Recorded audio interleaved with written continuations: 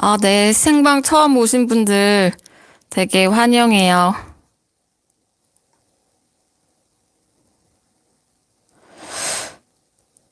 제가 주말 동안에 톡을 많이 못 들어갔어요. 저희 멤버분들, 6,000풀 멤버분들 다 오셨나요? 아, 심사임당 TV. 반갑습니다. 은성님 오셨고, 선영님 오셨네요? 처음 오신 분들이 오늘 되게 많네. 저희 멤버분들, 아직 10시가 안 돼서 그러나? 오늘 처음 오신 분들도 제가 오늘, 저희 멤버들, 안녕하세요. 꿈나비님? 제가 사주 봐드린 분 같은데. 미경님 안녕하세요. 선영님 오셨네요.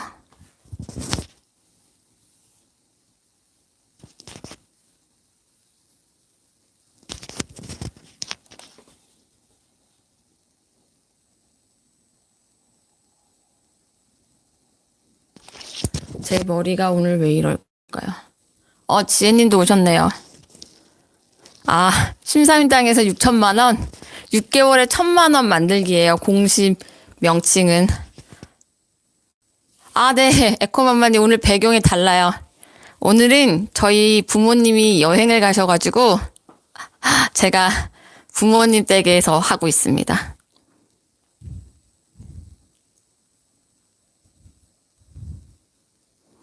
네. 처음 오신 분들도 환영해요. 동현님 오셨네요. 출석 체크. 감사합니다. 아니, 저희 멤버분들은, 안 오시고, 네, 기록님 오셨네요.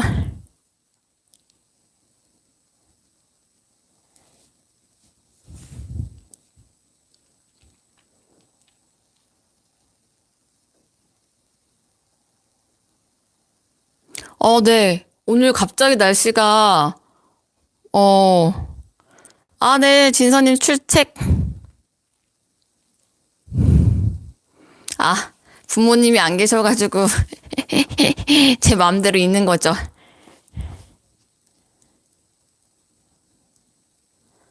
아니요, 저희 멤버 아니라도 들으실 수 있어요. 오늘 할 거는, 제가 그, 제목에 띄운 대로, 부동산 공모 리츠에 관련된 거예요. 4기 접수하셨어요? 네. 제가 이름, 성함 기억할게요. 장준영님. 저희 4기 멤버로 오신다고요? 반갑습니다. 네, 문영님 오셨군요.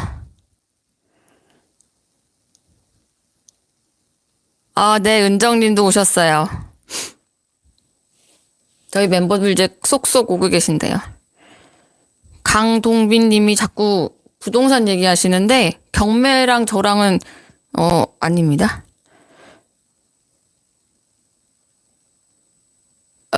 모임에 들어오면 언제까지 같이 해주는 거냐군요. 본인이 원하실 때까지예요. 저희가 이제 2개월 동안 지출관리 프로그램이 끝나면 그 원하는 사람에 한해서는 ETF 투자랑 부동산 투자로 넘어가거든요. 근데 이제 본인이 원치 않는다라고 하면 뭐 그런 분들은 같이 안 가는 거죠. 6개월에 1,000만 원 만들기 접수해 주신 거예요. 재환님 오셨네요. 네. 처음에 오신 분들도 네. 은하수님이 사주를 보셨나? 그랬나? 기억이. 네. 추가 비용이 있어요. 저희 비용. 네. 다감님 오셨네요. 주식하고 ETF 투자하고는 완전히 다른 거예요. 네. 저도 주식은 절대 안 하는데 ETF 투자는 해요. 두 개가 다른 거예요. 네. 영실님 오셨네요. 아니, 저희가 지난번에 생방송 한 거를 그냥 편집 없이 올렸더니 댓글로 저희 멤버들한테 중간중간에 인사하는 게 되게 거슬린다고 말씀을 하셔가지고 제가 오늘은 일단 초반에 인사를 다 끝내고 본격적인 강의를 시작하려고요. 그래서 지금 멤버들 올 때까지 기다리고 있어요. 저희 멤버분들 거의 다 오셨나요? 아, 네. ETF 투자는 주식 투자랑은 다른 개념이라서, 저도 ETF 투자는 계속 하고 있어요. 이제 저희 거의 다 오셨나요? 아직 안 오신 분들 있으신 것 같은데.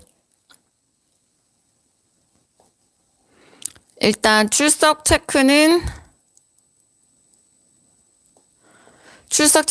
저희 거의 다 끝난 걸로 하고요. 일단 본격적으로 제가 특강을 한번 시작을 해볼게요. 저희 오시면 중간중간에 출석 체크 해주세요.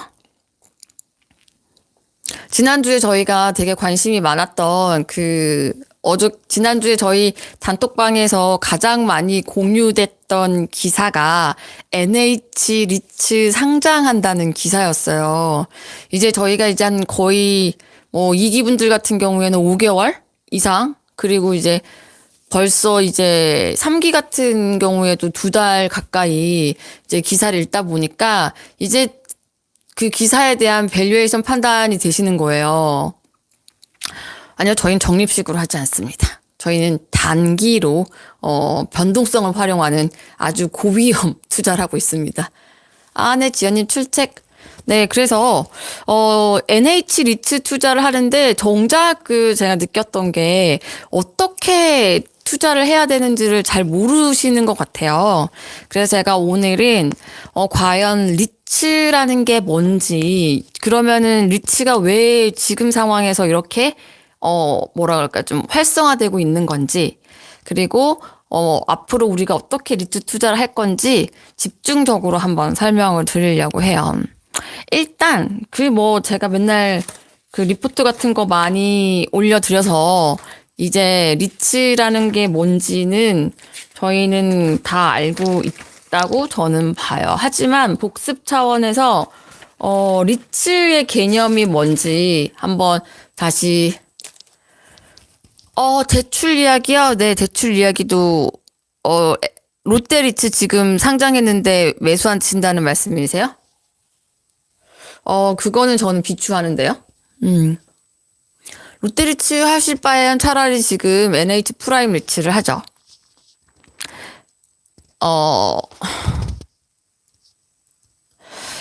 네, 리츠의 개념 먼저 한번 짚어볼게요. 리츠, 영어로 하면 리얼 이스테이트, 인베스트먼트 트러스트, 뭐 아주 단순하게 풀어보면은 리얼 이스테이트, 부동산, 투자, 그 다음에 트러스트라는 의미는 회사라는 의미예요. 근데 부동산을 투자하는 회사다, 이렇게만 하면 사실 개념이 명확하지가 않아요. 그쵸? 그러면 이 리츠라는 게 도대체 어떤 거냐? 정확하게 그 개념을 설명을 드리면, 이 리츠라는 거는요, 이 회사가 가지고 있는 총 자산의 70% 이상을 부동산에 투자하는 회사예요. 그러니까 리츠라는 게 부동산 투자 회사인데 일반적인 회사들도 사실은 다 부동산을 가지고 있단 말이에요. 그러면 리츠와 일반 회사가 부동산을 가지고 있는 걸 어떻게 구분을 하느냐? 그래서 법적으로 리츠의 개념 자체는 현재 부동산 회사가 가지고 있는 총 자산의 70% 이상은, 적어도 70% 이상은 부동산에 투자를 해야 이 회사를 리츠라고 부른다라는 개념이에요. 근데 이 리츠라는 게 저희 롯데, 사실 이게 빵 뜬 게 롯데리츠가 지금 첫날 상한가를 치면서 정말 많은 사람들이 관심을 가지잖아요. 제가 뭐 여러 단톡방들을 보지만 뭐죠? 정말 재테크에 관심 없는 그런 단톡방에도 NH 리츠 상장 기사가 올라오더라고요. 그러니까 롯데리츠가 롯데리츠가 상한가를 친 게 제가 봤을 때는 일반인들이 리츠에 대한 관심을 가져오도록 하는데 지대한 공헌을 했다라고 생각해요. 근데 이 원래 리츠라는 거는 그런 식으로 시세 차익을 얻는 데 목적이 있는 게 아니라 리츠는 기본적으로 배당 수익을 내는데 목표가 있어요. 그래서 이 리츠의 두 번째 개념은 자신이 가지고 있는 배당 가능한 그 자산에 이 배당 가능 이익의 약 90% 이상을 배당을 해야 돼요. 그러니까 이 리츠라는 거는 첫 번째, 자기가 가지고 있는 자산이 70% 이상은 부동산이어야 된다. 그리고 내가 배당할 수 있는 그 이익의 90% 이상은 배당해야 된다. 이게 바로 리츠의 개념 두 가지라고 할 수가 있어요. 근데 이게 지금 현재 우리나라 리츠의 규모를 보면은요, 지난해 기준으로 했을 때, 약 6조 원 정도밖에 안 돼요.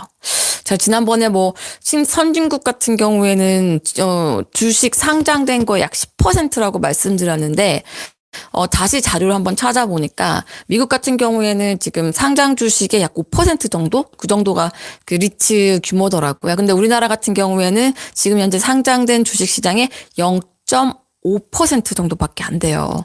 그러니까 아주 미미하다고 할 수 있는 거죠. 그리고 현재 상장돼 있는 리츠도 손가락에 꼽죠. 사실 몇 개 안 돼요. 우리나라 K리츠 분석한다고 했을 때 상품이 몇 개 없습니다.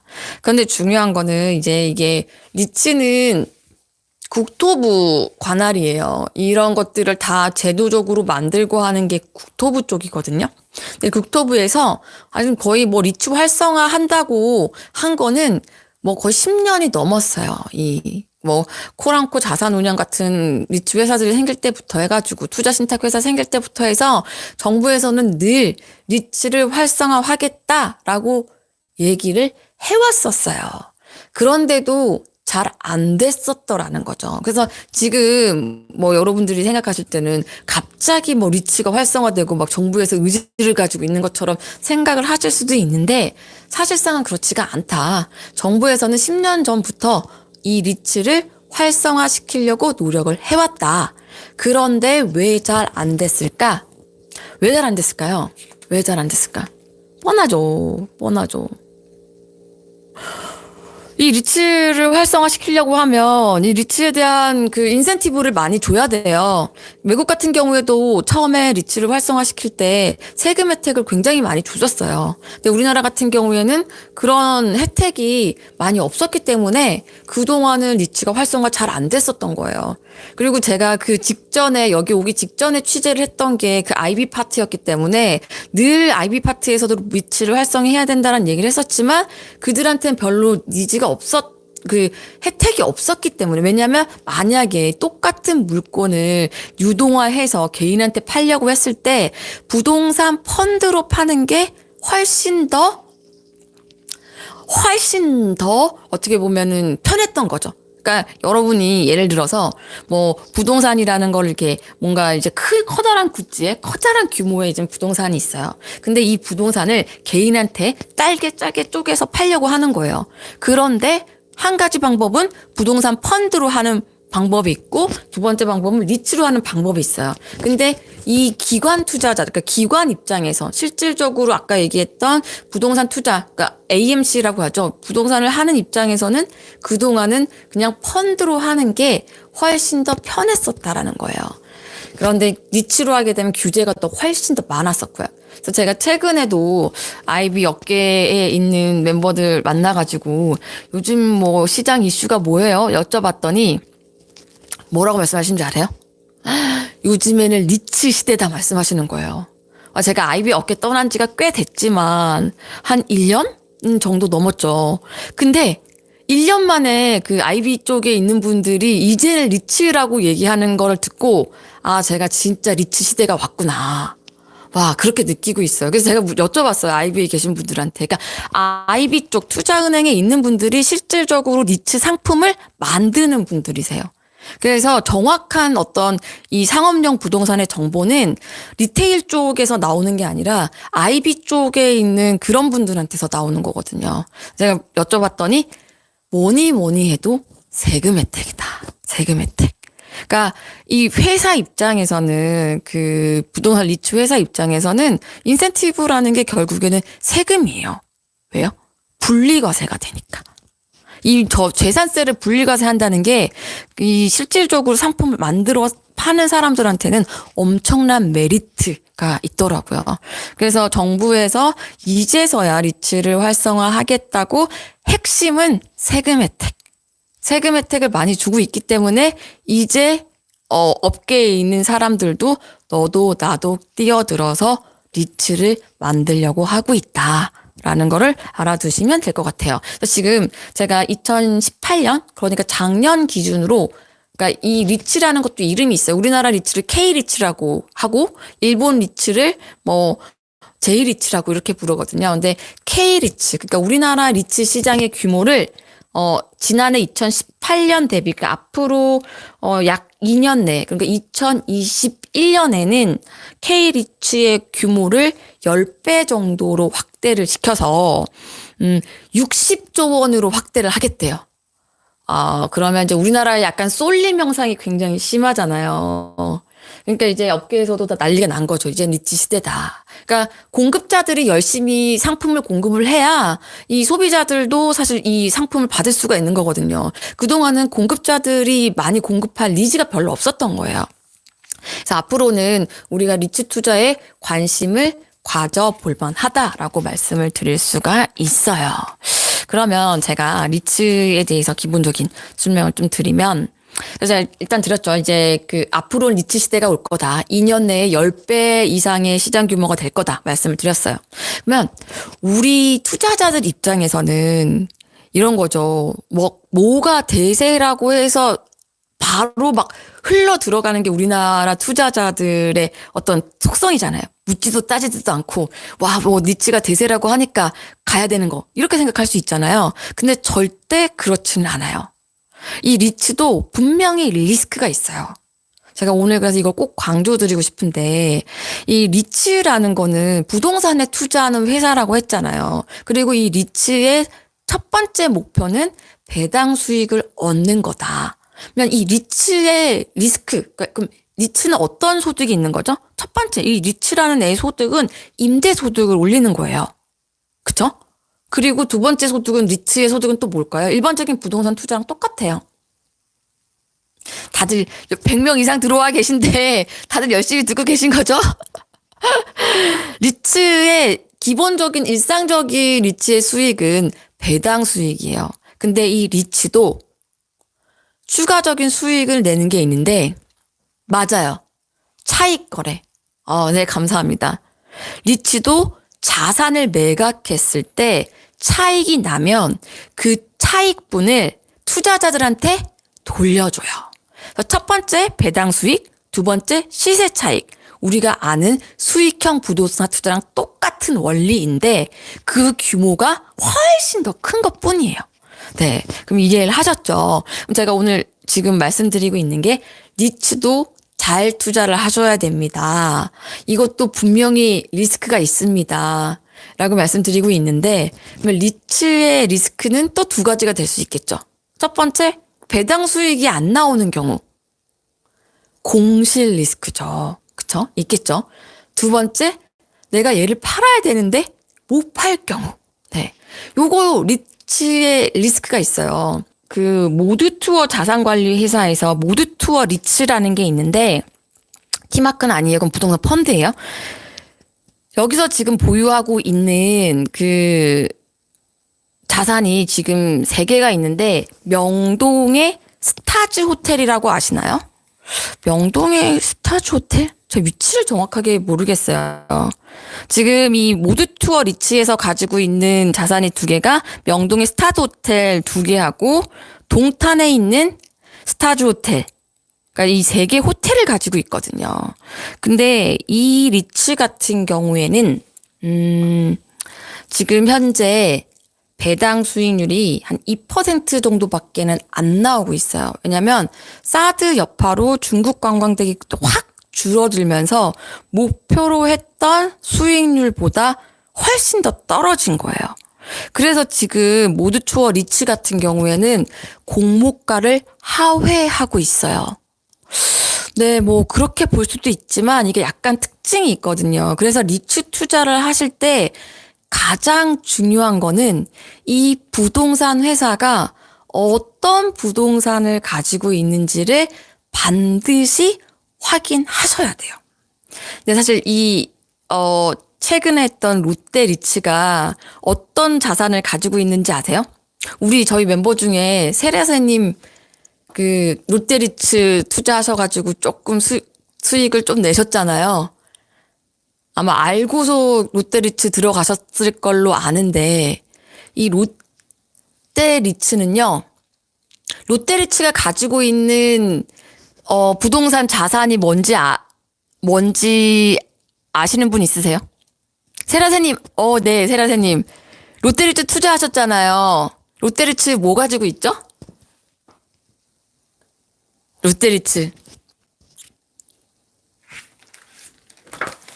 NH리츠는 제가 좀 이따 알려드릴 거예요.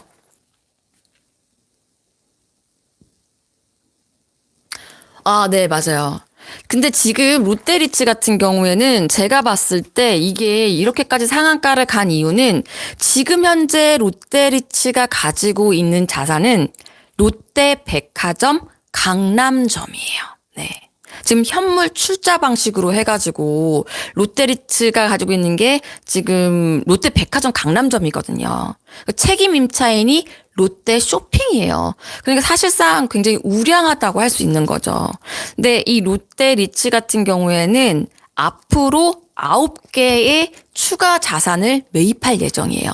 여러분 이 개념도 이해를 하셔야 되는데 이 리츠는요. 이 회사 자체가 이 부동산을 운영하고 투자하는 회사란 말이에요. 지금 현재 가지고 있는 부동산 자산을 팔기도 하고요. 추가적으로 다른 자산을 매입하기도 해요. 그러니까 부동산 회사니까 부동산 배당 수익을 높이기 위한 다양한 활동들을 하겠죠. 그래서 이 회사는 팔기도 하고 사기도 한다. 이 롯데리츠 같은 경우에는 앞으로 추가적인 자산을 더 매입할 예정인데 지금 백화점을 3개점을 매입할 예정이에요. 구리, 광주, 창원에 있는 롯데백화점. 을 추가로 자산으로 매입할 예정이고요. 이번에 공모를 굉장히 성공적으로 했기 때문에 그리고 아울렛도 2개점을 추가로 매입할 예정인데 청주, 대구, 율화 그리고 할인점도 4개점을 추가로 또 매입할 예정이에요. 의왕, 서청주, 대구, 율화 네 맞아요. 사고 팔 수가 있어요. 김해, 장유. 그래서 제가 지금 롯데리츠가 현재 가지고 있는 거는 제가 봤을 때 알짜라고 할 수 있어요. 왜냐면 강남점 롯데백화점을 가지고 있기 때문에. 근데 추가적으로 매입하겠다고 계획을 밝힌 데들을 보면 사실상 지방이 되게 많거든요. 지방은 제가 솔직히 조금 잘 모르겠어요.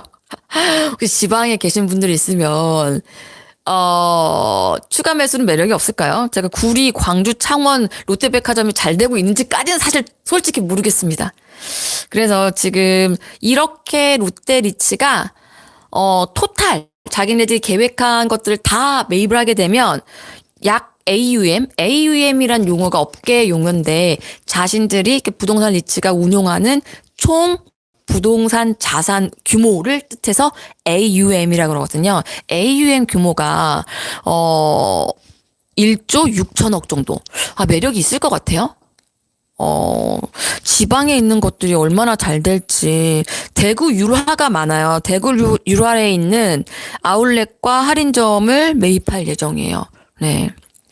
그래서 이렇게 롯데리츠 같은 경우에는 이런 것들을 가지고 있다. 근데 지금 롯데리츠의 공모가 기준으로 했을 때 예상 배당 수익률이 약 6.3%에서 6.9%거든요. 그래서 지금 증권가 리포트에서 분석하고 있는 아까 어떤 분이 지금 롯데리츠 그래요. 광주 구리는 별로 안 좋군요. 사실 저도 그렇게 생각을 해요. 이렇게 처음에는 지금 알짜가 들어갔지만 향후에 매입되는 것들이 얼마나 알짜인지는 사실 솔직히 잘 모르겠어요. 롯데리츠도 목표가가 있어요. 롯데리츠의 현재 증권가 분석 리포트에서 목표가는 7,300원이요. 네. 근데 현재가는 6,690원 정도더라고요. 그래서 처음에 어떤 분께서 롯데리츠 지금 들어가도 되나요? 라고 했는데 들어가도 되긴 한데 얘가 그렇게까지 썩 매력이 있을지 그거보다는 제가 앞으로 소개해드릴 NH리츠 공모주에 참여하시는 게 훨씬 더 나을 것 같습니다. 네. 그래서 NH리츠는 이렇게 돼 있다라고 설명을 드리고요. 그래서 이 리츠 투자를 하실 때는 어떤 자산군을 담고 있는지를 꼼꼼히 따져보셔야 돼요. 근데 지금 리츠가 제가 볼 때는 약간 묻지마식으로 가고 있거든요. 왜냐하면 너무 돈을 몰릴 데가 없으니까 돈이 일시적으로 쏠림 현상이 나타나고 있다라고 저는 봐요. 올 초만 하더라도 홈플러스 리츠가 우리나라 최대 규모 1조 넘게 상장을 하려고 하다가 이게 상장을 철회했어요. 그때 제일 많이 나왔던 얘기 중에 하나가 이 홈플러스 리츠가 담고 있는 자산군 자체가 홈플러스 영업점인 거거든요. 근데 유통가에서 늘 얘기하기를 지금 다 온라인으로 모바일로 주문을 많이 하잖아요. 그러니까 백화점이라든지 안 그러면은 마트라든지 이런 데들이 영업점이 계속 그 수익률이 떨어져요. 근데 이 마트, 백화점 뭐 이런 것들의 수익률이 떨어지면 이런 것들한테 임대료를 주는 리츠 회사도 리스크가 있다라고 보는 거죠. 앞으로 이 리츠사가 어떤 물건을 매입할지 어떻게 아냐고요? 그거는 이 리츠사가 미리 알려줘요. 우리는 이러이러한 물건을 매입할 예정이라고. 지금 롯데리츠도 제가 9개 물건 말씀드렸죠. 걔네들도 그 리츠사에서 밝힌 거예요. 그래서 홈플러스 리츠 같은 경우에는 결국에는 작년 말에 적극적으로 상장 추진하다가 결국에는 철회를 한 걸로 알고 있거든요. 그거 자체는 뭐냐. 그만큼 유통업에 대한 할인점에 대한 어떤 그 리스크가 있다라고 봤기 때문인 거죠. 네. 그래서 지금 굉장히 좀 NH리츠에 대한 관심이 뜨거우니까 네, 공모하는 방법도 알려드릴 거예요. 그래서 이제 NH리츠 본격적으로 제가 설명을 해드리겠습니다. 네, 초보도 가입하는 법 자세히 알려드릴게요. NH리츠의 공식 명칭이라고 할 수 있는 거는 얘는 NH 프라임 리츠예요. 네. 청약은 18일부터 20일까지예요. 18일이면 언제요? 다다음 주 월요일이죠. 예. NH 프라임 리츠의 청약은 다다음 주 월요일부터 월, 화, 수 이렇게 3일 동안 되겠네요. 18일부터 20일까지 청약을 받습니다. 청약을 받고 난 이후에 상장은 12월 5일 날 해요.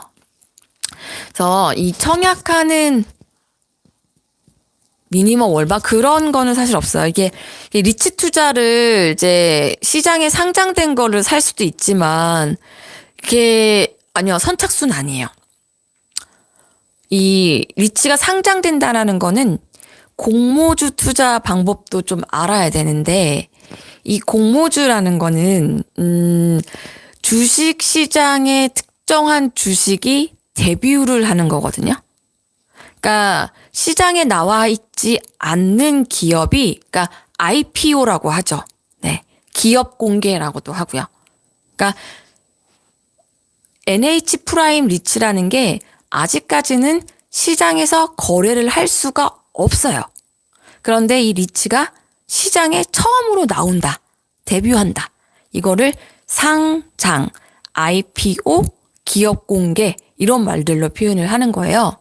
근데 많은 사람들이 왜 공모주 투자를 하느냐? 이 공모주 투자랑 리츠 투자랑은 별개의 문제예요. 저희 멤버 중에서도 공모주 투자를 주로 하시는 세라세님이 계신데, 공모주 투자하시는 분들은 정말 공모주 투자만 하시거든요. 6,000풀 가입은, edu.edaily.co.kr로 이메일을 주시면 됩니다. 그래서 이 공모주 투자가 왜 안전하다고 할 수 있느냐. 안전한 건 아니지만 그나마 리스크가 적다라고 하냐면 처음에 어떻게 보면은 처음으로 특정한 기업이 주식시장에 데뷔를 하는 거예요. 그러면 흥행에 성공을 해야겠죠. 그쵸? 그러려고 하면 공모가라는 거를요. 자기의 원래 몸값보다는 조금은 싸게, 저렴하게 측정을 해요. 그러니까 일반적으로 우리가 얘기를 할 때 내 몸값이 예를 들어서 100점이라고 쳐요. 그러면 공모가 같은 경우에는 일반적으로 말씀드리는 거예요. 한 80점에서 90점까지 원래 내 몸값보다는 조금 더 할인된 가격으로 시장에 나오게 돼 있거든요. 그래서 공모주 투자가 일반적인 주식 투자보다는 리스크가 적고 오히려 이렇게 시장에 나와 있는 거를 투자하기보다는 공모주 투자를 하라는 거예요. 그래서 이 공모가는 그런데 어떻게 특정이 되느냐? 그쵸? 공모가는요, 일단 우리가 일반 청약이라는 거 할 때는 그쵸, 먹고 들어가는 거죠. 할인된 가격으로 시장에 데뷔를 하는 거니까. 우리 일반 청약이 지금 제가 18일에서 20일이라고 말씀드렸잖아요. 일반인들이 청약을 하기 전에 누가 먼저 더 청약을 하냐면요. 기관 투자자들이 먼저 청약을 해요. 그러니까 이 리츠 규모 같은 경우에 전체 금액의 일부를 개인한테 파는 거고요. 나머지 일부는 또 기관 투자자들이 그 물량을 가지고 있거든요. 이 NH 프라임 리츠가 물량이 그렇게 많지가 않아요. 688억 정도? 이 정도가 지금 공모 예정 금액이거든요. 그러면 사실상은 경쟁률이 엄청나게 치열해질 수밖에 없죠. 공모할 때 어느 정도 금액이 필요하냐고요? 이 금액은 어느 정도 필요한 게 아니에요. 지금 경쟁률에 따라서 달라지는데, 여기서부터 좀 집중을 하셔야 될 필요가 있어요.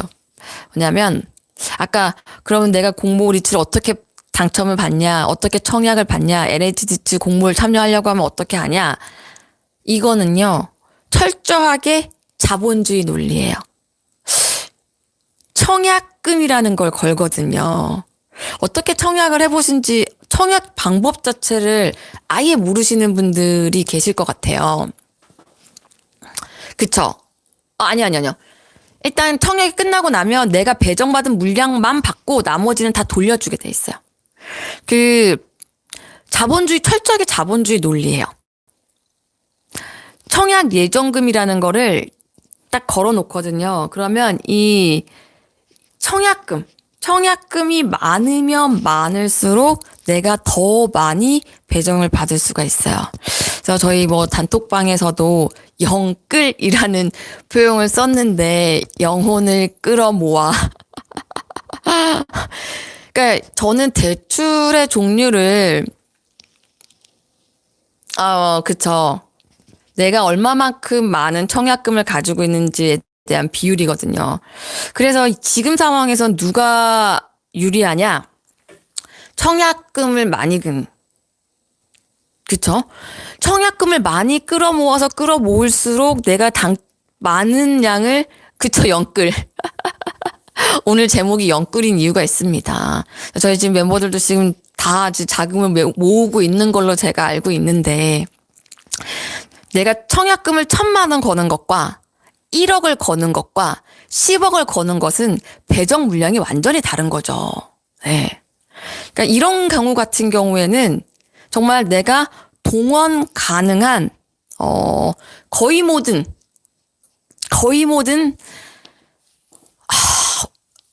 150대 1이요. 저희 아까 그때 우리 얘기 나온 거 보니까 한 200대 1 정도 될 거라고 그런 얘기까지 나오던데, 내가 동원 가능한 거의 모든 자본금을 끌어모으는 게 사실은 유리해요.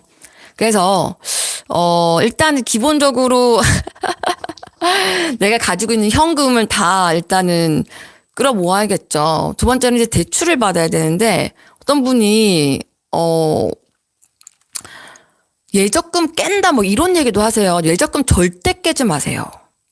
딱 이틀 정도만 청약 예정금 적금 깨지 마세요. 절대 깨지 마세요. 그러시는 거 아닙니다. 적금 깨는 거 아닙니다.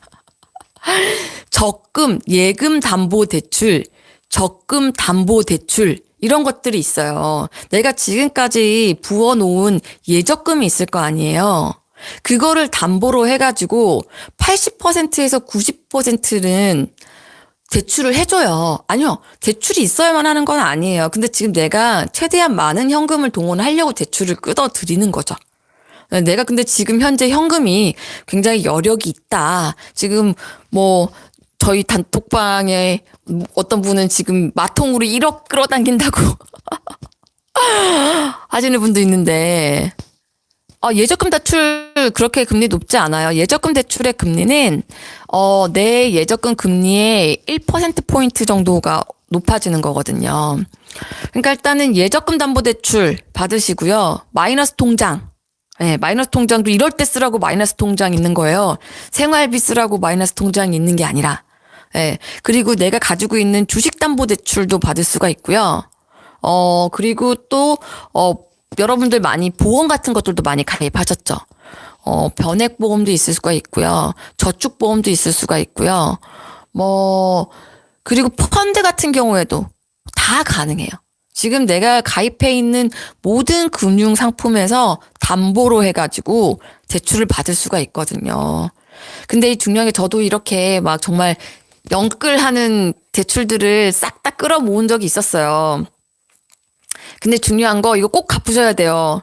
마통 뚫어놓거나 예적금 담보대출 받거나 뭐 안 그러면 주식담보대출 이거 막 다 한 다음에 안 갚고 있으면 안 돼요. 네. 맞아요. 정리 잘 해주셨네요. 네. 예적금 담보대출, 마이너스 통장, 주식담보대출, 그 다음에 펀드 담보대출, 그 다음에 보험 담보대출. 이런 것들을 다 이렇게 차 팔아야 되나요? 차 팔아서 현금 들어오는데 조금 시간이 걸리니까. 내가 현재 주식담보대출은 내가 현재 주식을, 만약에 주식에 물려있는 분들 있을 거 아니에요. 네. 그쵸?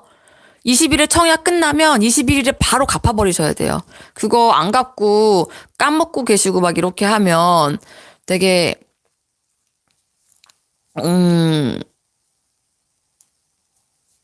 그렇게 좀 손해를 보실 수 있으니까. 제가 지금 말씀드리는 거는, 대출이라고 하면 제가 뭐 지금 뭐 마이너스 통장 대출 받으라고 하면 대출에 대해서 거부 반응이 있으신 분들은 뭐 아마 이렇게 생각하실 거예요. 대출 무서운 거 아니야? 근데 저는 두 가지 종류로 대출을 나눠요. 좋은 대출, 그리고 나쁜 대출. 제가 늘 강조하지만 자본주의 사회에서 권력이라는 거는 내가 이 자본을 얼마만큼 싸게 많이 끌어들일 수가 있느냐가 저는 자본주의 사회에서의 어떤 권력이라고 생각을 해요. 왜냐하면 제 주변에 많은 부자분들은 어떤 식으로 제가 빌딩 부자들 인터뷰를 할 때, 이렇게 부자를 정의하시는 분도 있었어요. 원체 부동산에 돈이 묶여 있는 분들이 많다 보니까 지금 당장 10억을 현금으로 끌어들일 수 있는 사람이 진짜 부자다. 뭐 이렇게까지도 정의를 하셨거든요. 그만큼 내가 자본을 내가 원하는 때에 가장 저렴하게 끌어다 쓸 수 있다? 그게 사실은 자본주의 사회에서 능력이고요. 저는 우리 같은 어떻게 보면 일반인들이 부자가 될 수 있는 방법은 자본주의 사회에서 레버리지를 적극적으로 활용하는 게 저는 그 방법이 하나라고 생각을 해요. 그러니까 너무 대출이 나쁜 거는요. 이 대출 이자를 내가 갚아야 되거나 이 대출로 인해서 오히려 리스크가 있는 경우예요. 근데 이게 리스크가 없다라고 얘기는 못하지만 이거는 명확하게 내가 이게 어떻게 보면은 머니게임이라고 할 수 있는 거죠. 머니게임. 이 표현이 되게 정확하겠네요. 지금 이렇게 공모주, 우량 공모주가 상장을 할 때, 청약 증거금을 끌어들인 거는 사실상 머니게임이라고 할 수가 있는 거예요. 그래서 제가 리스크를 키운다 이런 개념이 아니라 가능한 한, 이런 머니게임에서 내가 할 수 있는 자금들은 끌어들여서, 그리고 이 공모주 투자는 사실 이게 의견이 분분해요. 의견이 분분한데, 과거에 공모주를 투자해온 사람들이 내린 결론, 그리고 공모주 투자를 거의 꾸준히 해오신 분들이 내린 그 결론은 공모주 투자의 가장 높은 수익률은 시초가에 파는 거다. 예를 들어서 롯데리츠가 상장을 했어요. 그 롯데리츠가 정말 상한가를 쳤잖아요. 그때 그냥 바로 팔아버리는 거예요. 물론 롯데리츠가 앞으로 더 오를 수도 있어요. 그리고 롯데리츠 같은 경우에는 기본적으로 배당 수익을 목표로 하는 그 주식이지 시세 차익을 노리는 그런 주식이 아니잖아요. 그러니까 이 롯데리츠 같은 경우에도 내가 공모가로 가지고 있었는데 공모가 대비 수익률이 6%잖아요. 6%니까 얘는 꾸준히 가지고 있어도 사실은 수익이 나요. 그래서 리츠 투자까지 제가 시초가에 매도하세요라고는 사실은 말씀을 못 드리겠어요. 근데 공모주 투자를 할 때 기본적인 원칙은 시초가에 판다. 왜냐면 상장된 이후에 주가에 대해서까지는 알 수 없다. 그리고 통계적으로 봤더니 시초가에 매도를 했던 게 수익이 가장 높았더라. 그래서 NH프라임 리츠 같은 경우에는 공모주 투자를 하는 방식으로 투자를 한다라고 하면 시초가에 파는 거죠. 하지만 내가 이 NH 리츠에 대해서 확신을 가지고 있다. 앞으로 NH 리츠는 더 상승을 할 거고 더 괜찮아질 거라고 확신을 하면 시초가에 팔지 않고 계속 가지고 갈 수가 있는 거죠. 그래서 NH 리츠는 일단 주관사가 NH투자증권이에요. 그러니까 이제 계좌를 어디 계좌에 가지고 있어야 되느냐? NH투자증권 계좌가 있어야겠죠. 근데 보니까 공동 주관으로 하는 데도 있어요. 키움도 있고 한투인가? 거기도 있더라고요. 하나.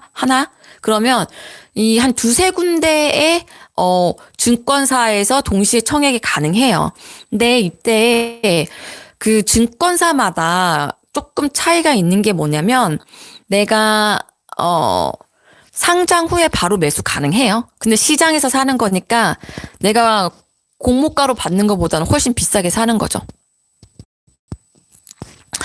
그렇죠. 만약에 내가 NH투자증권의 우량 고객이에요. 그러면 훨씬 더 유리해요. 자기가 우량 고객으로 있는 증권사 쪽으로 가시는 게 사실상은 더 유리한 거죠. 그래서 청약 배정금도 약간 비율적으로 차이가 있었나? 아마 그럴 거예요. 그래서 NH리츠뿐만 아니라 키움이나 하나 이 두 군데에서도 할 수가 있으니까 기존에 증권 계좌가 없으신 분들은 여기 그 청약이 가능한 증권사의 계좌를 만드신 다음에 청약 전에 청약 증거금을 증권사 계좌로 입금을 해 놓으세요. 근데 이 청약을 어떻게 하느냐? 아주 간단해요. 홈페이지에서 하실 수가 있어요. 홈페이지, 그 증권사 홈페이지에 들어가면, 청약할 수 있는 그 탭이 나오거든요. 그러면 NH리츠 청약을 하는 그때가 되면 청약 탭에 들어가면 NH리츠 청약할 수 있는 그 탭이 있을 거예요. 그러면 이렇게 쭉쭉쭉 하라는 대로 따라서 하게 가면 내 증거금에 따라서 청약 할 수 있는 게 또 나오게 돼 있거든요. 아주 간단해요.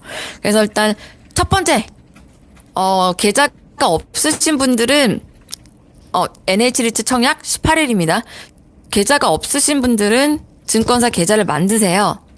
두 번째, 최대한 많은 총알을 만들어서 청약 증거금을 증권사 계좌에 넣어 놓으세요. 그리고 난 이제 청약 당일, 저는 당일은 좀 추천을 안 드려요. 어차피 며칠 하니까 맨 마지막 날 하는 게 낫거든요. 그래서 청약 맨 마지막 날 증권사 그 홈페이지에 가가지고 청약을 바로 하시면 됩니다. 그래서 이렇게 실질적인 방법을 말씀드렸고요. 그러면 이제 NH 리츠에 대해서 조금 더 자세하게 말씀을 드릴게요. NH 리츠 같은 경우에는 여러분들 원체 많이 나와가지고 다 아실 수도 있는데, NH 리츠랑 롯데 리츠랑은 완전히 성격이 달라요. 같은 리츠지만 두 리츠가 보유하고 있는 부동산 자산이 다르기 때문이에요. 일단 롯데리츠 같은 경우에는 지금 현재 보유하고 있는 게 롯데백화점 강남점이었잖아요. NH리츠 같은 경우에는 네, 저희 미국 리츠도 하고 있어요. 제가 오늘 시간이 남으면 미국 리츠도 말씀을 드릴게요.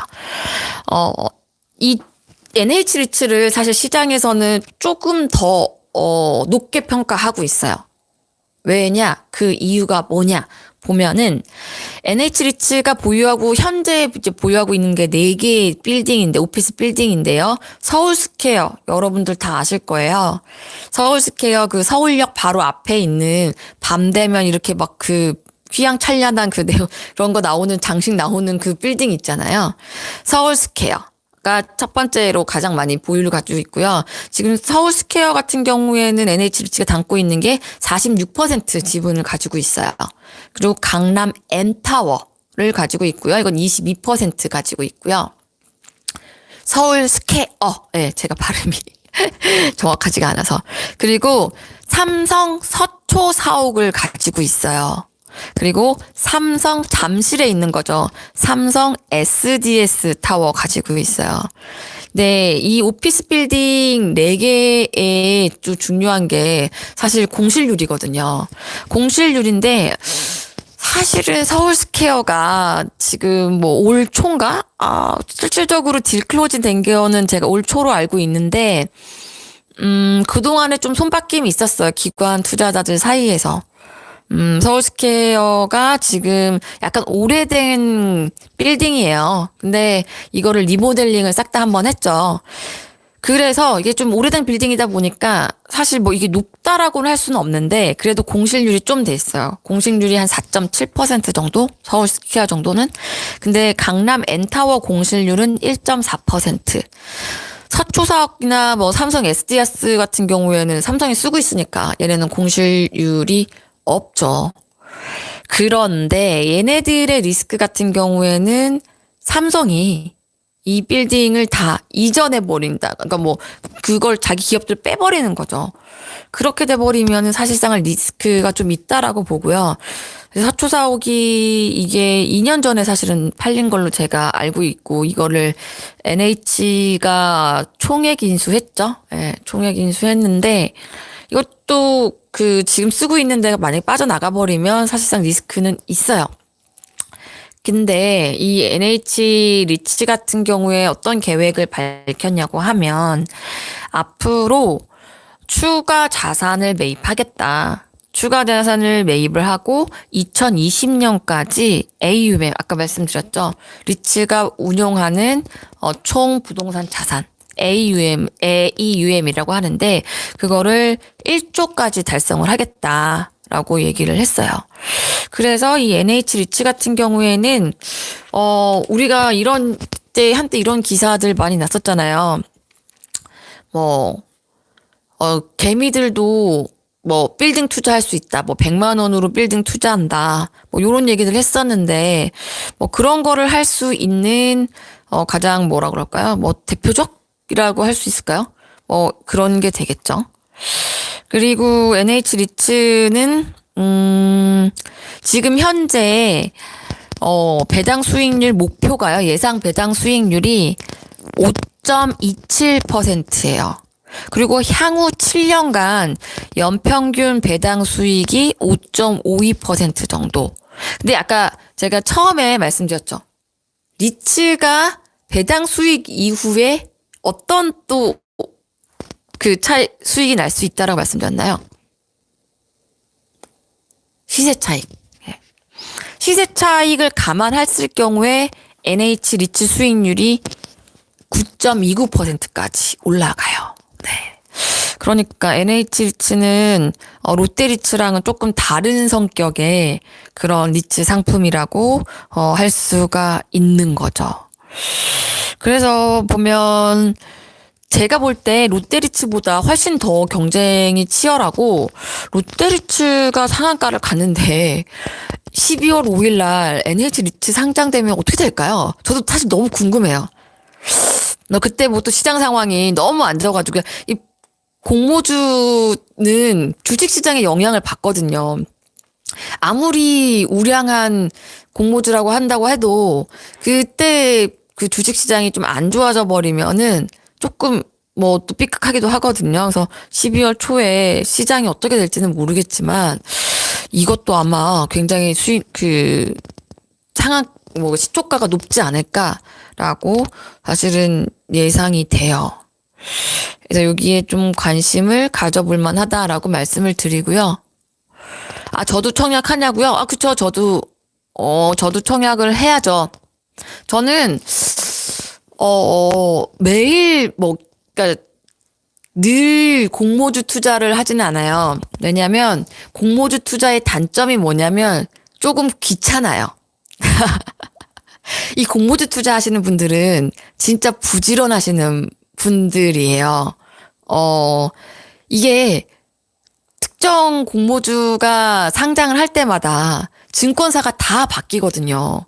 그러면 이번 공모주는 어느 증권사에서 주관을 하는지를 알아내가지고 그 증권사에 돈 넣어야 돼요. 그리고 또 이틀 기다렸다가, 그거를 또 만약에 하잖아요. 그럼 또 돈 찾아야 돼요. 그래서 엄청 귀찮아요. 그래서 저는, 예전에 삼성물산 공모주 할 때 저 했었죠. 그쵸. 그니까, 그때 삼성물산이었나? 갑자기 헷갈리네. 아주 우량한. 경쟁률은 엄청 치열하지만 확실하게 수익이 난다라고 생각이 되는 공모주가 상장이 될 때 정말 영끌을 해서 자금을 넣습니다. 저는. 제가 공모주는 투자하는 방법은 그래요. 그래서 NH리츠처럼 사실 저는 롯데리츠를 안 넣었거든요. 왜냐면 저는 롯데리츠보다는 맞다. 제일모직. 감사합니다. 제일모직이었어. 제일모직이었나? 아무튼 삼성이 비상장으로 가지고 있던 것들을 3, 4년 전에 상장했었어요. 네, 저도 그때 해가지고 몇 주 못 받았지만 그래도 그런 때 하죠. 롯데리츠도 할까 했었는데 왜 안 했냐? 저는 롯데리츠는 조금 리스크가 있다고 봤어요. 왜? 사실 저는 유통 쪽은 잘 모르겠어요. 예. 근데 이제 오피스 빌딩이 조금 더 낫다라고 판단을 해가지고 저는 NH 리츠를 하려고 기다리고 있었죠. 근데 기대 이상으로 롯데 리츠가 너무 대박이 난 거예요. 그래서 진짜 이게 요즘에 리츠 쏠림 현상이구나. 지금 리츠는 제가 봤을 때 자기의 어떤 밸류보다 고평가돼 있다고 봐요. 그러니까 확 일시적으로 자금이 쏠린 거죠. 그래서 이렇게까지 붐이 일 건 아닌데 붐이 일지 않았나라는 생각이 들고 저도 당연히 영끌을 해서 NH 리츠를 할 생각입니다. 이게 보면 사실 이게 공모주 하시는 분들이 제가 이렇게 막 기사 쓰고 막 사람들한테 막 영끌 해가지고 투자하라고 얘기하는 거 별로 안 좋아해요. 왜냐면 많은 사람들이 자금 다 끌어들여서 거기 들어오면 자기한테 떨어지는 배당 물량이 없어질 수 있는 거죠. 더 적어질 수가 있는 거잖아요. 이제 그러다 보니까 경쟁자가 늘어나는 거죠. 지금 저도 그렇고 오늘 보시는 분들도 그렇고 다 경쟁자예요. 누가 더 많이 돈을 넣느냐에 따라서 달라지는 거니까. 꼭 그렇게 경쟁이라고 할 건 없겠지만 아무튼 그런 상황이다. 그래서 제가 NH 리츠를 설명을 드렸고 추가적으로 앞으로 또 상장할 게 있어요. 또 상장할 게 뭐냐면 또 상장할 게 뭘까요? 요즘에 앞으로 되게 많은 일 나올 거지만 상장할 거라고 알려져 있는 게 있어요. 이지스에서 하고 있는 이지스 밸류 플러스 리츠가 또 상장 예정에 있어요. 근데 이지스. 그러니까 IB 업계분들 만나 뵀을 때 NH 리츠도 조금 늦어지고 있다라는 얘기는 들었었는데 그게 좀 뭐라 그럴까요? 좀 정부에서 또 뭐 태클을 거는 부분이 좀 있는 것 같더라고요. 금감원인가 금융위 쪽에서. 그래서 조금 늦어진다고 하긴 하는데 이지스 리츠도 할 거예요. 그래서 제가 오늘도 상장 예정인 이지스 리츠에 대해서 좀 간단하게, 또 NH 리츠는 임박해 있지만 이지스 리츠 같은 경우에는 뭐라 그러죠? 아직까지 정확하게 알려진 바가 없어가지고 이지스 리츠는요. 이지스 리츠가 가지고 있는 거는 지금 보면은 이제 앞으로 담길 거라고 생각되는 건데요. 제주도의 조선 호텔이에요. 컨싱턴 호텔? 혹시 여기 가보신 분 있으세요? 제주도 컨싱턴 호텔 가보신 분? 저 안 가봐가지고 잘 모르겠어요. 제주도 컨싱턴 호텔 가보신 분 있으면 좀 알려주세요. 거기 좋나요? 비싸요? 켄싱턴? 켄싱턴 죄송해요. 아, 주변 사람들 많이 놀러 가요? 오, 비싼 호텔이에요? 아, 좋아요? 가성비가 좋아요? 한 분은, 선영님은 가봤는데 별로라고 말씀하시고, 다른 분들은 또 좋다고 말씀하셔가지고, 수영장도 좋아요? 아, 그렇군요. 그저 그렇다, 비싸다. 사실 호텔이 잘 되려고 하면 좀 늘 성수기여야 되거든요. 아, 그래요? 일단 지금 이지스 밸류 플러스 리츠가 담고 있는 그 자산 중에 핵심이 제주도 그 조선 호텔, 켄싱턴 호텔이에요. 그리고 거기 아시죠? 그 태평로에 삼성생명 본사 건물 아시죠? 거기. 그것도 지금 이게 두 개가 가지고 있는 거거든요. 그래서 지금 두 개 자산을 담고 있는 게 지금 이지스 밸류 플러스 리츠예요. 그래서 제가 봤을 때는 이지스 밸류 플러스 리츠보다는, 다시 보기요. 제가 좀 편집을 해서 올려드릴게요. 제가 볼 때는 이거보다는 차라리 NH 리츠가 나은 것 같아요. 맞아요. 다들 이제 딱 듣더니 이제 딱 감이 잡으시네요. NH 리츠 뭐 담고 있는지 말씀을 드렸더니, 네. 근데 이게 이지스 밸류 플러스가 공모 금액이 더 커요. 지금 2,350억 정도. 그러니까 NH 리츠 같은 경우에는 공모 금액도 적고, 사실 경쟁률도 엄청 셀 것 같은데, 지금 이지스 같은 경우에는 공모 금액도 굉장히 크죠. 네. 그래서 조금 뭐라 그러나? 볼 필요가 있겠다. 그리고 지금 현재 상장돼 있는 리츠들 한번 볼게요. 신한 알파 리츠. 네, 신한 알파 리츠. 와. 신한 알파 리츠도 되게 말이 많았죠. 신한 알파 리츠 같은 경우에는 2018년 7월, 그러니까 작년 7월 달에 상장을 했고요. 지금 공모가 대비 2배가 돼 있죠. 상장 후에 바로 팔면 배당이 안 되는 게 아니죠. 내가 배당을 받았기 때문에 상장이 되고 난 이후에 바로 팔 수가 있는 거예요. 그쵸. 이지스 공모 리츠는 만약에 공모주로 들어간 다음에 바로 팔면 되는 거죠. 그쵸. 바로 팔면 돼요. 바로 팔 수 있어요. 그런 거를 시초가로 판다고 해요. 시초가. 내가 배정 물량을 받았잖아요. 받자 그게 상장을 하자마자 바로 팔아 보이는 거예요. 그게 시초가 매도라고 하는 거죠. 근데 만약에 뭐 NH 리츠 같은 경우에는 앞으로 뭐 시세 차익도 날 것 같고 배당 수익도 이렇게 많이 주고 하니까 내가 더 가져가겠다고 할 수도 있는데, 아까 여러분들 말씀하셨던 것처럼 이지스 같은 경우에는 내가 들어보니까 이거는 조금 덜 매력적이다. 그러면 이거는 그냥 내가 배정 물량을 받은 다음에 상장을 하자마자 바로 팔아버릴 수도 있는 거죠. 네. 신한 알파리츠 한번 볼게요. 이렇게 생각하실 수 있을 것 같아요. 신한 알파리츠 지금 들어가도 될까요? 이렇게. 신한 알파리츠 같은 경우에도 아까 제가 배당 수익이 지금 제가 분기별로 두는 걸로 알고 있어요. 1분기, 2분기, 3분기, 4분기 이렇게. 신한 알파리츠 같은 경우엔 지금 가지고 있는 매도 자산이 그 보유 자산이 블루홀 게임 회사죠. 뮤지 이런 거 가지고 있고요. 판교에 있고 지금 연평균 기준으로 했을 때 시가 배당 수익률이 신한 알파리츠 같은 경우엔 지금 10월 4일 종가 기준으로 했을 때 약 3.4% 정도예요. 그러니까 그렇게 높지는 않죠. 그리고 이리치 코크랩이라고 있어요. 근데 저도 신한 알파리츠랑 그래요? 감사합니다. 이 말투를 계속해야지. 신한 알파리츠랑 이리치 코크랩을 비교하는 기사를 저도 썼었는데 처음에 신한 알파리츠가 훨씬 더 인기가 있었어요. 왜냐면 이리치 코크랩 같은 경우에는 보유하고 있는 자산이 뉴코어 아울렛이에요. 그러니까 신한 알파리츠는 오피스죠. 이리치 코크랩 같은 경우에는 뉴코어 아울렛을 가지고 있어요. 그럼 뭐예요? 얘도 유통, 백화점, 마트 이런 애들이 가지는 리스크를 얘도 그대로 가지는 거죠.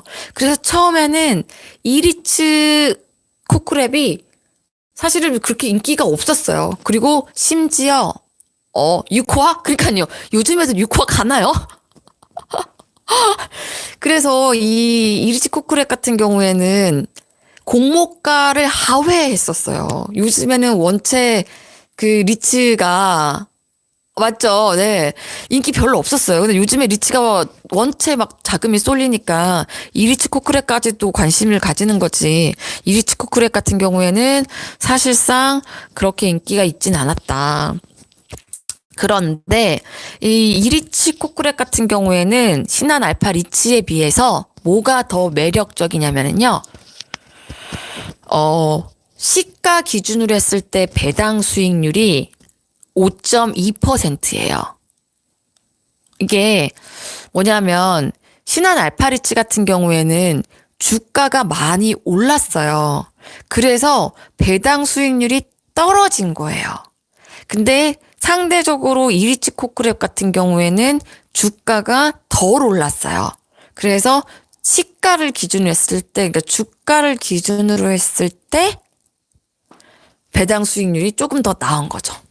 배당 수익률만 지금 보따라 그쵸. 근데 이게 이리치 코크랩이 배당 수익률을 내가 7% 주겠다라고 했어도 이게 사실 달라질 수 있는 거예요. 왜냐하면 이제 주가도 기준으로 되는 거니까. 주가를 기준으로 했을 때 사실 우리가 이 배당 수익률을 기준으로 쓸 때 시가 배당 수익률이라는 걸 쓰거든요. 그러면 주가가 오르면 배당 수익률은 떨어지게 돼 있어요. 예. 그래서 배당 수익률만 봤을 때는 이리치 코크랩이 조금 더 매력적일 수 있다. 뭐 이렇게 볼 수가 있을 것 같아요.